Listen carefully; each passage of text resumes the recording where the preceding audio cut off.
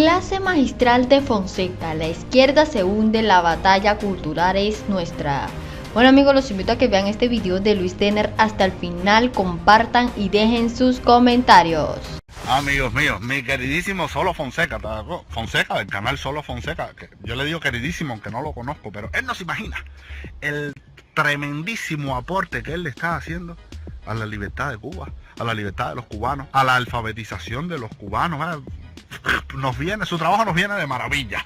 El último video que sacó, mira, Canel, los muchachitos de Confilo, el necio Humberto López, miren por qué ustedes han perdido la batalla, por qué van a fracasar y por qué lo han perdido todo. El último video de Fonseca es una clase magistral. Vamos a verlo juntos.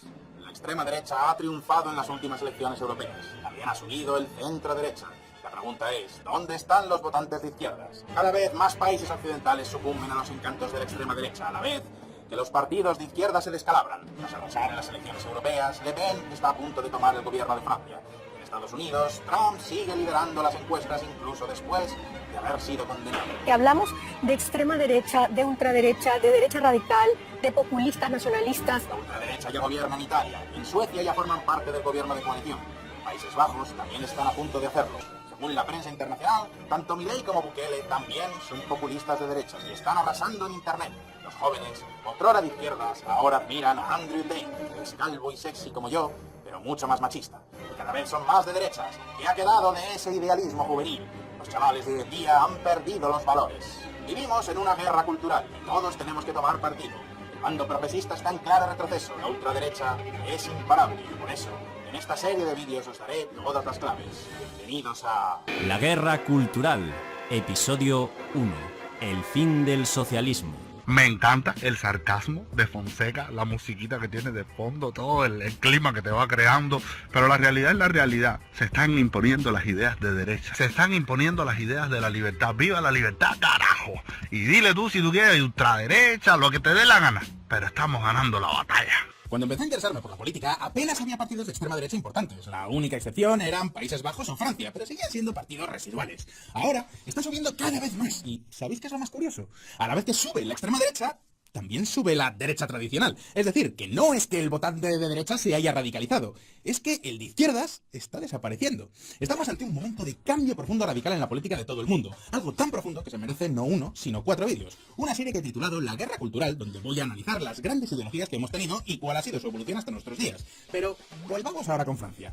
Ahora Le Pen ha obligado a Macron a adelantar las elecciones y todas las encuestas pronostican que ganará. Y muchos pensarán, ¿qué futuro nos depararía? Os recuerdo que Hitler también ganó las elecciones democráticamente. ¿Cómo es posible que los franceses odien tanto a los inmigrantes que quieran votar a una fascista como Le Pen? ¿Cómo pueden votar a un partido que detesta a los homosexuales de esta manera? ¿Qué me pasas aquí? A ver. El Frente Nacional de Marine Le Pen tiene más aliados abiertamente gays que ningún otro partido político francés. ¿Esto qué es? Y luego sigue, dice... Varias encuestas muestran que el Frente Nacional es ahora más popular entre los votantes LGBT+, que suponen un 6,5% del electorado, que con los votantes heterosexuales. Esto debe ser fake news. ¿De dónde lo ha sacado? The Associated Press. Bueno, pues ya lo veis, no lo digo yo, lo dice Associated Press. Gays votando a un partido homófobo. Muchos partidos de la extrema derecha, curiosamente, están creciendo una barbaridad entre el público LGBT+. Y Trump está ganando en las encuestas de voto latino. Sí, Trump, el del muro con México. Pues ya me diréis vosotros, o los latinos tienen muy mala memoria, o hay algo que nos estamos perdiendo. Y ojo, porque esta supuesta extrema derecha, ultraderecha, ya es que no sé ni cómo llamarla, la verdad. Porque sé que muchos de vosotros simpatizáis con estos partidos. Y ya lo sé, no os gusta que lo llame extrema derecha, pero... Lo siento mucho, es un término en el que nos entendemos todos. Y yo de acuerdo también con Fonseca, le pongo, él dice, hay que ponerle extrema derecha porque es un término para entendernos todo. Pero señores, vamos a hablar claro. Esto lo que es extremo sentido común. Ya se ha demostrado, las ideas de la izquierda llevan un siglo dominando la narrativa mundial, el progreso, la libertad, y no han resuelto nada. Seres hambre, miseria, necesidad, Unión Soviética para abajo, Corea del Norte es una prisión, Cuba es un desastre, que dice Canel que Cuba que es el faro de América, el faro del mundo, de los oprimidos. Ya la izquierda está muerta y por una cuestión lógica. Los gays, papi, ¿dónde están más empoderados? Y tienen empresas, y negocios, y restaurantes, y cabarets, y de todo. ¿Dónde tienen más todo eso? ¿En Corea del Norte, en Cuba o en Estados Unidos? En Estados Unidos, papi, en Alemania, en Francia, en Italia, en los países donde no hay socialismo, serio, ni totalitarismo, ni ninguna historia. Entonces, los gays dicen, coño, vamos a ser pillos, serio. Vamos a ser pillos, que en Corea del Norte no tenemos cabida. Y en Cuba, para persistir, tenemos que meternos en los cascarones vacíos de las langostas que se come Mariela Castro. Sentido común, Pepillo, igual con los emigrantes. ¿Con quién ganan más dinero los emigrantes? ¿Con el que te da trabajo? ¿Con el que te dice aquí lo que hay es que trabajar, como te dice Trump? ¿O con Biden, que te dice no trabajes, que yo te voy a mantener y vive aquí del Estado y no sé qué más? Y ni creces tú, ni crece tu familia. Extremo sentido común, la libertad, el mercado. Ese es el futuro, mi hermano. Así que seguimos. En el eje izquierda-derecha que todos manejamos son los partidos que están a la derecha de los partidos de la derecha tradicional. ¿Es una escala simplista? Pues sí, lo es, pero es que tengo que titular de algún modo los vídeos. Esa extrema derecha está creciendo lentamente en los lugares donde antes estaba la izquierda o la extrema izquierda. O como me dijo una vez una mujer en Francia, Voto a Le Pen porque no soy tan rica como para votar a Macron. creedme si os digo que esta frase la escuché de verdad y tiene especial relevancia si ahora os digo que la mujer francesa en cuestión que me la dijo era transexual. Sí. Señores, esto está pasando. La extrema derecha, como quiera que la queramos definir, es una ideología que crece lentamente y a ritmos históricos. No es un fenómeno que haya venido de la noche a la mañana. Cuando yo empecé a interesarme por la política, esto era algo marginal. Como mucho, partidos pequeños, con cero opción de gobierno. Pero 18 años más tarde, tampoco soy tan mayor, es ya una realidad en muchos países. Y en otros están empezando a escuchar parte de sus demandas. Una nueva vuelta de tuerca de la política antimigratoria del gobierno de la socialdemócrata Mette Frederiksen. A estas alturas creo que ya es hora de que nos empecemos a preguntar ¿de dónde viene exactamente esta extrema derecha? Y por qué su ascenso es imparable. Oye, increíblemente, es que es verdad que todo ha cambiado, no de hace 20 años para acá, no, en los últimos 5 años, y lo vemos, por ejemplo, ahora, Bukele, que lo acusan de ser ultraderecha, pero Bukele cuando empezó celebrando a la Revolución Cubana, empezó incluso hablando del Che, y sin embargo, de unos años para acá, mira como el tipo ha cambiado, que la última entrevista con Milei es hablando de libertad, de comercio, de economía, de libre mercado, para que tú veas como el paradigma ha cambiado en tiempo récord. Y esto pica y se extiende. La izquierda ya lo perdió todo. Y más todavía teniendo ese dinosaurio en el medio del Caribe, que es un país en ruina, destrozado, que es Cuba, Canel, el necio, y Venezuela que se está yendo ya del parque. ¡Ay, Dios mío! Lo que viene mucho con demasiado. Ya sé lo que estáis pensando todos. ¿De verdad sigue siendo útil hablar de izquierda y derecha hoy en día? Hablamos de términos que datan del siglo XVIII. La historia cuenta que durante la Revolución Francesa, un 28 de agosto de 1789, la recién creada Asamblea Constituyente de Francia convocó a sus miembros a debatir el poder que debía tener la monarquía. Fue un debate acalorado, con unas 1.200 personas discutiendo si el rey Luis XVI debía conservar su derecho a vetar las leyes o por el contrario limitarlo. Por un asunto logístico y del azar, en el lado derecho de esa sala se ubicó el grupo que favorecía la monarquía, mientras que en el lado opuesto, en la izquierda, se agruparon los revolucionarios que exigían el fin de los poderes absolutos del monarca. Coño, mira, una explicación rápida, express de dónde salen estos términos, izquierda y derecha. La cultura universal para ustedes. Tenéis razón, la sociedad de ahora no se parece en nada a la de la Revolución Francesa. La izquierda y la derecha son inútiles. Y sin embargo, mirad a estas dos personas. Son dos nombres propios de nuestra época. Ni siquiera están hablando, pero a que ya os podéis imaginar a qué partido vota cada uno. Vaya, a lo mejor eso de izquierda y derecha no está tan desactualizado. De hecho, ¿y si os dijera que la división izquierda y derecha va incluso más allá de las preferencias políticas? Por ejemplo, en la casa de tus sueños. Según un estudio del Pew Research, la inmensa mayoría de las personas de izquierda sueñan con tener un piso en el centro de una ciudad, mientras que los de derechas prefieren una casa muy grande en el campo. ¿Y qué me decís de la música? No sé, tu gusto musical no debería tener nada que ver con tus ideas políticas, pero si vives en Estados Unidos ya sabes que si alguien escucha música country es muy probable que también vote al Partido Republicano. ¿Es un estereotipo? Pues sí, pero los estereotipos existen por algo. Y si no, que se lo digan a las Dixie Chicks. ¿Cómo? ¿Que no sabéis quiénes son las Dixie Chicks? Pues esta es una de las primeras grandes historias de grupo de música cancelado por sus ideas políticas. Ocurrió en el año 2003. El republicano George Bush ocupaba la Casa Blanca. Eran los años de la guerra de Irak, cuando todos los artistas pop del momento competían por ver quién gritaba más alto el no a la guerra. Criticar a Bush estaba de moda e incluso Madonna se subió al carro. ¡Qué artista más controvertida! Madre mía, Madonna, ¿te atreves a criticar a George Bush? ¡Uf, qué malota! ¿Consecuencias para su carrera? Cero. Como le da Chucho a Madonna y todo, es que es verdad, todos estos artistas se creían muy progres, guau, por criticar la guerra, el mundo, el capitalismo, todo eso en un clima de libertad. Ponte tú a pensar en Cuba, cuántos artistas, escritores, pintores, músicos han censurado, han derretido, han apresado, han hecho que se quitaran la vida, los han matado en vida también. ¿Me entiendes? Me encanta que todo esto esté cambiando. El universo todo lo pone en su justo lugar. Pero bueno, vamos a seguir con la historia de las Dixie Chicks.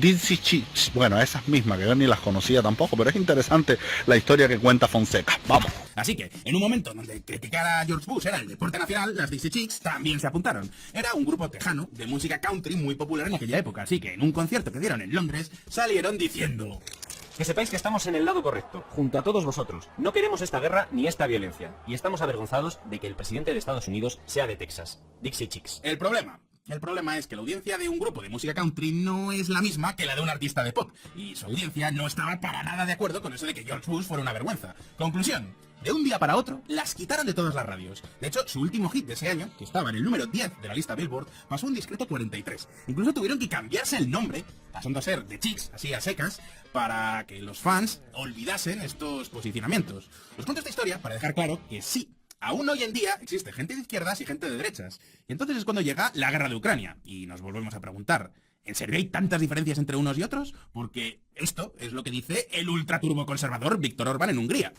No queremos derramar sangre por Ucrania, no iremos a la guerra. Viktor Orbán. Y esto es lo que dicen los progresistas, y muchos progresistas de Podemos en España. Dejen de meternos en una guerra a través de hechos consumados. Bien, atentos, porque aquí llega el primer momento red pill del vídeo y de la serie. ¿Y si te dijera que izquierda y derecha no tienen nada que ver con la política? ¿Y si te dijera que hay cerebros que ven la realidad con un marco cognitivo de izquierdas y otros que la ven con un marco cognitivo de derechas? Es algo así como el sistema operativo de nuestro cerebro, Apple o Windows, conservador o progresista. Y no tienen nada que ver ni con si somos ricos, pobres, altos o bajos. Los izquierdistas tienden a ver el mundo de una forma universalista, lo que curiosamente se traduce en una actitud mucho más individualista en la vida. Frases como soy ciudadano del mundo, o sigo mis propios intereses, o mi propio destino, se asocian más a la izquierda que a la derecha. Les gustan las nuevas experiencias y cuidar de los débiles. Sin embargo, los conservadores tienen mucho más sentido de grupo, de colectivo. Es decir, que se preocupan más por la familia, el país o en general la comunidad. Valoran la responsabilidad individual y prefieren lo conocido. Por eso, los conservadores de Estados Unidos prefieren una música que para ellos suena tradicional, como es la música country. Me encanta esta forma en que te lo presenta Fonseca. Que yo en el caso de Cuba te diría, oye, izquierda, derecha, lobos y corderos. Es así. El lobo, tú eres un lobo, tú proteges a tu familia, proteges a tu gente, tienes espíritu de casa, te atreves a enfrentarte a las adversidades del mundo. Rebeldía a la derecha. Eres la oveja que espera por el Estado porque te lo pongan todo en la boca. Bueno, ya tú sabes lo que te toca. Bueno, mira Cuba. Mira Cuba. Así que nada, vamos a ir viendo. Y ya sé lo que me diréis todos ahora mismo, pero ¿no se supone que los individualistas son los de derechas? Pues sí y no. En cuanto a preferencias personales, los conservadores son mucho más colectivistas y están mucho más dispuestos a sacrificarse por el grupo, sea este la familia o la comunidad de vecinos o la patria. ¿Sabéis dónde noto más estas diferencias? En las elecciones universitarias. Cuando yo era estudiante, fui representante de alumnos y hacía campañas electorales. Los campus de ingeniería son siempre feudo de las candidaturas de derecha, mientras que los campus de filosofía y letras o magisterio son feudos incontestables de la izquierda, pero feudos. O sea, en mi facultad, que era filosofía y letras, éramos 2 representantes del grupo que podríamos considerar de centro-derecha, frente a 5 de la extrema izquierda. No veréis esta desproporción en ningún otro lugar. Pero para que nos entendamos, nuestra cabeza es como un enchufe. Y puede ser un enchufe del tipo europeo o del tipo americano. Así que sí, la misma idea política puede venderse a distintos públicos simplemente cambiando el enchufe. ¿No me creéis? Pues os voy a dar un ejemplo. La guerra de Ucrania. Podemos vender la misma idea. Vamos a decir que no hay que ayudar a Ucrania desde un marco de izquierdas o un marco de derechas. Nosotros decimos no a la guerra. La guerra solo sirve para llenar los bolsillos de esos malvados capitalistas yanquis. ¡No a la guerra! ¡No a la guerra! ¿A mí qué más me da lo que está pasando por ahí? ¿Que matan a ucranianos? Pues mira, yo qué sé, algo habrán hecho. ¿Sabes lo que te digo? Ni un duro de mis impuestos para Ucrania. ¡Que lo paguen otros! ¿Veis? La misma posición puede ser de izquierdas o de derechas dependiendo de cómo la vendamos. Genial este ejemplo, genial. Oye, ¿verdad que qué clase de trabajo está haciendo Fonseca? No, maravilloso. Que el auge de la extrema derecha no implica que de un día para otro todo el mundo se haya vuelto conservador. Simplemente son ideas nuevas para enchufes viejos. Quedaos con esto, porque va a ser fundamental para toda esta serie de vídeos que estoy haciendo sobre la guerra cultural. Señores, si ustedes quieren que yo le dé seguimiento a todos estos vídeos que va a sacar Fonseca sobre guerra cultural, me lo ponen en los comentarios para yo saber si les interesa hacerle un seguimiento a esta saga que promete estar buenísima. La pregunta ahora es, 1. ¿Por qué ahora la extrema derecha sí que está funcionando? 2. ¿Qué ha pasado con la izquierda? ¿Y por qué digo que va a desaparecer? Y 3, y más importante, si en Europa ahora mismo la extrema derecha ha subido a la vez que la derecha, ¿Dónde ha quedado la izquierda? ¿Qué ha pasado con esa gente que tiene una mentalidad más, vamos a decir, progresista y que también ha ido a las urnas? ¿A quién vota? Vamos a ver un poco de historia.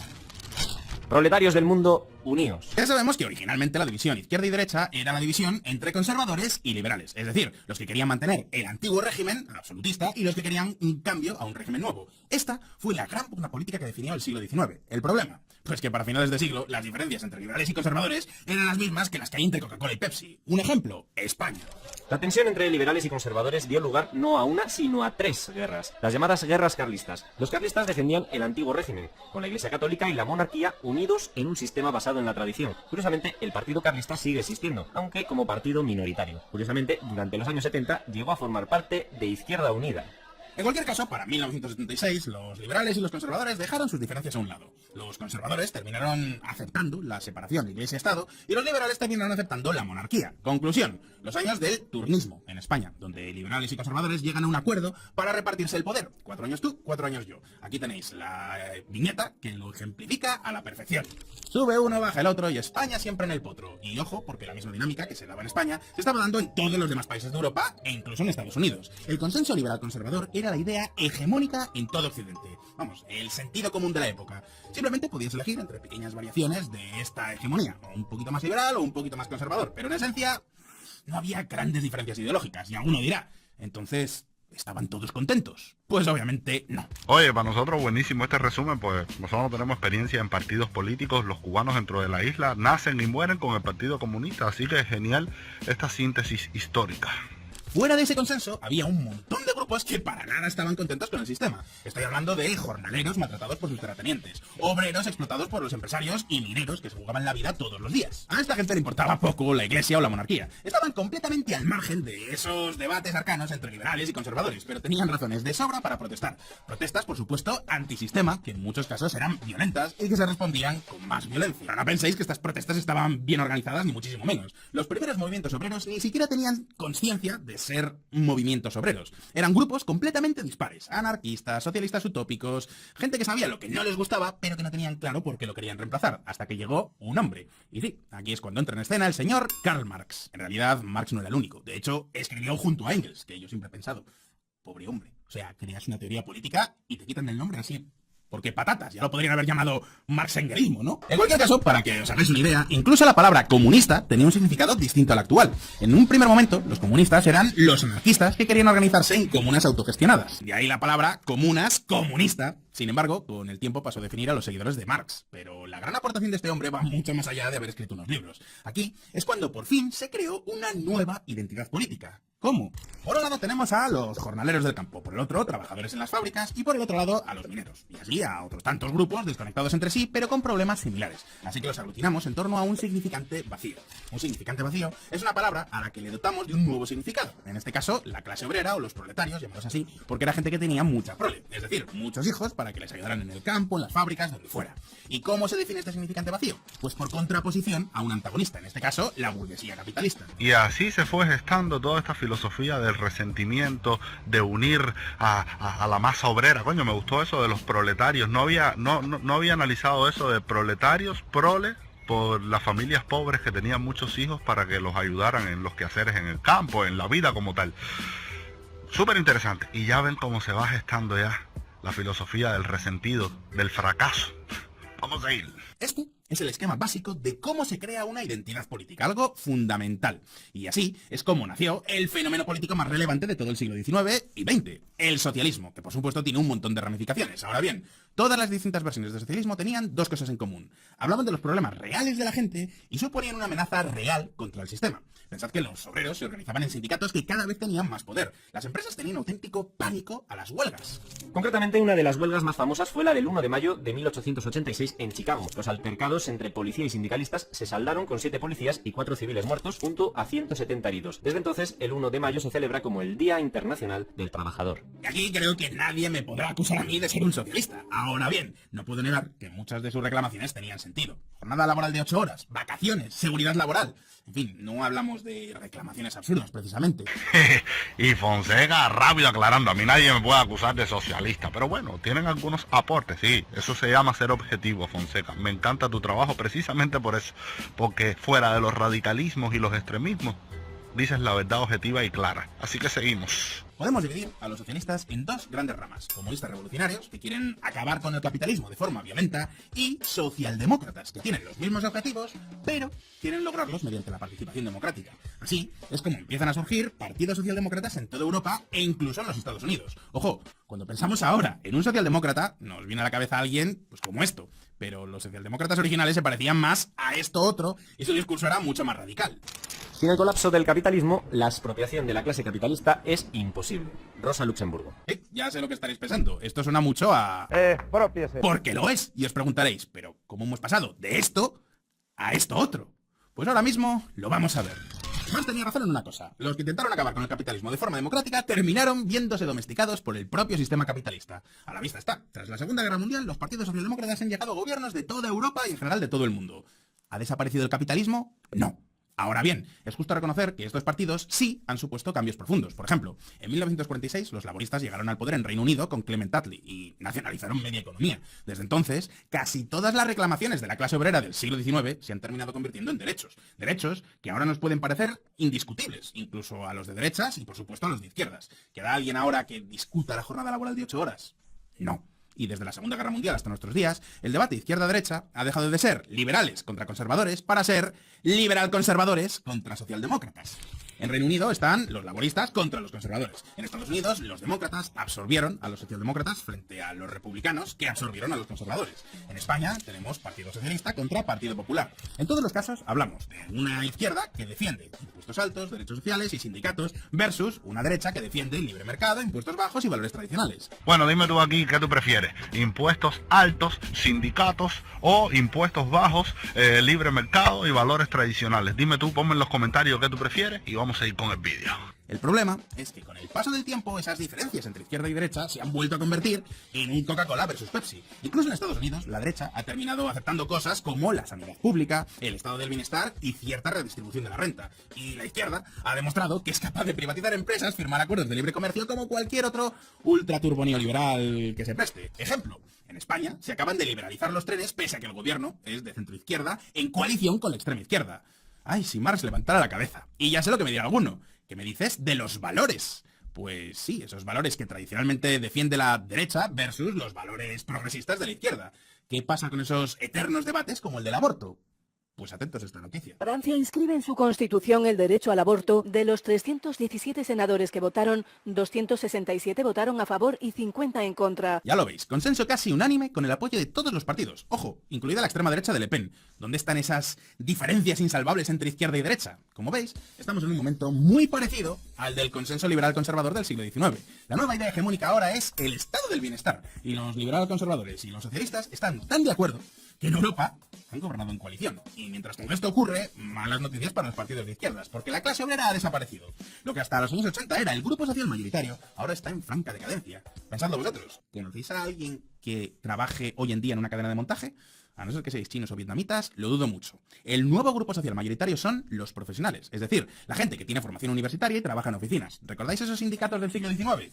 Pues en un país como Francia, famoso por sus protestas obreras, la afiliación ha caído a un 8%. Y esto es súper interesante. La nueva clase son las personas que han estudiado. A medida que tú estudias más, te alejas del comunismo, te alejas del socialismo, e incluso los obreros, los trabajadores están abandonando a la izquierda precisamente por toda esta batalla cultural que se está dando en las redes sociales, que se está dando en los periódicos, en los medios, en todas partes. Y el obrero, los trabajadores también se están culturizando aunque no hayan pasado por las universidades, y por eso es que están abandonando a la izquierda en masa, porque sentido común, lógica, más la realidad concreta y objetiva es lo contrario de la izquierda hacer, y el trabajador sabe que le va mejor con el libre mercado que con el Partido Comunista de Cuba. Seguimos. ¿Significa esto que ya no hay grupos marginados por el sistema? Por supuesto que no. ¿Queréis un ejemplo? Pues os doy un ejemplo de marginados. Los parados en España. Como sabéis, España es un país famoso por la paella, el flamenco y el desempleo.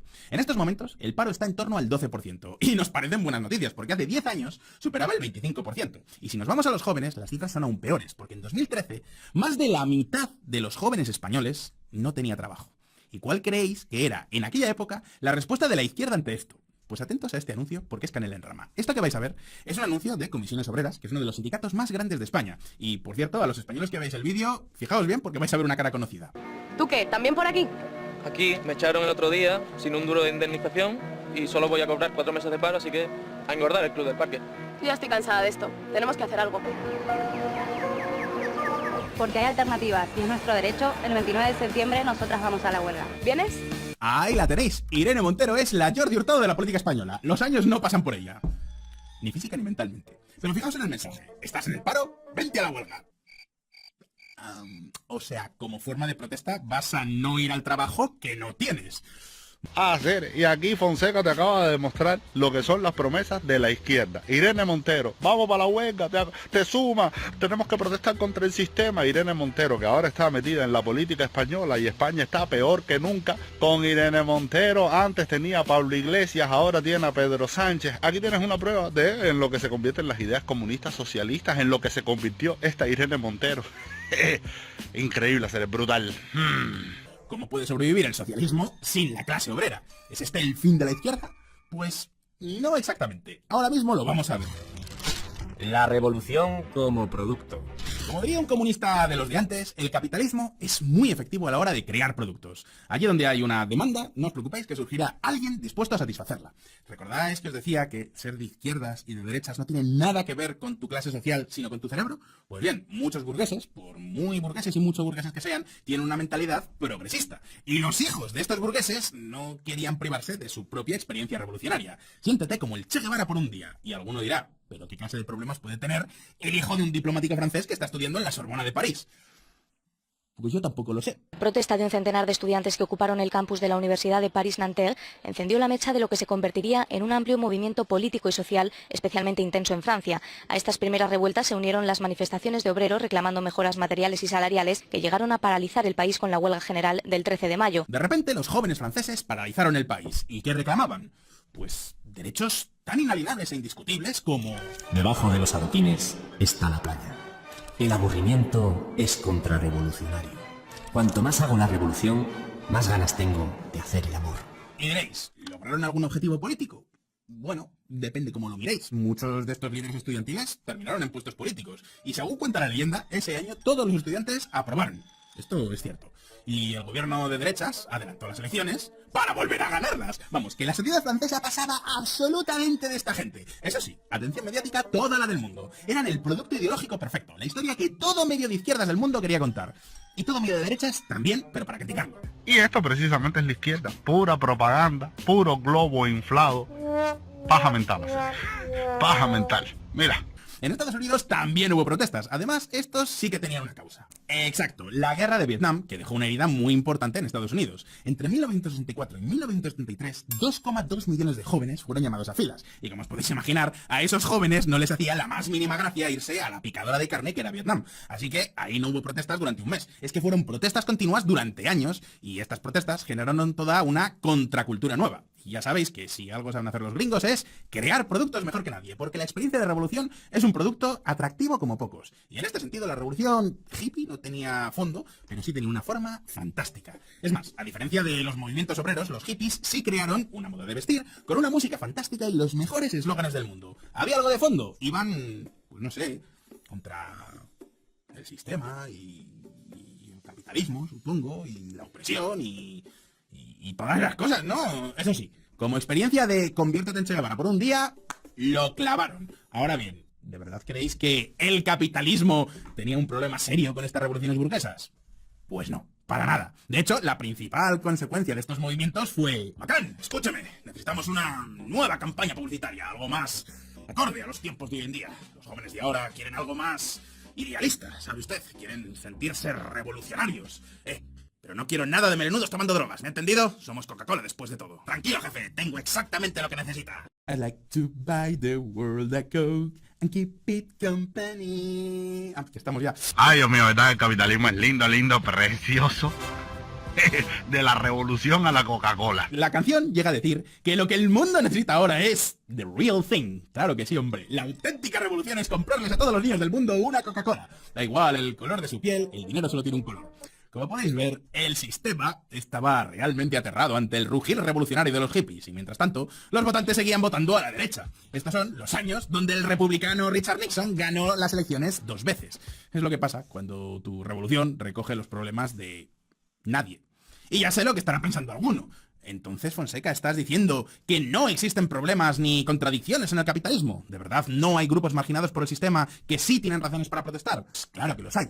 Pero de eso vamos a hablar en el próximo capítulo de esta serie. Y señores, esto ha sido un recorrido magistral. No quería ni yo estar agregando muchas cosas, simplemente acompañando el análisis de Fonseca, porque me parece genial. La izquierda simplemente ha perdido todo su valor, todo su símbolo. El capitalismo se la ha tragado.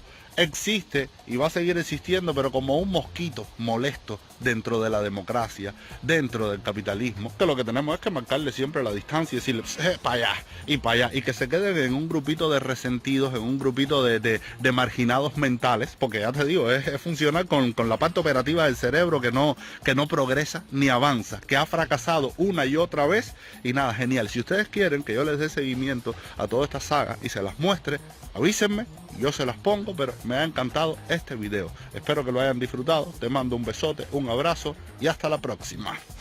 Bueno amigos, esto ha sido todo por el día de hoy. No olviden suscribirse, darle like, compartir, activar la campanita y dejar su comentario.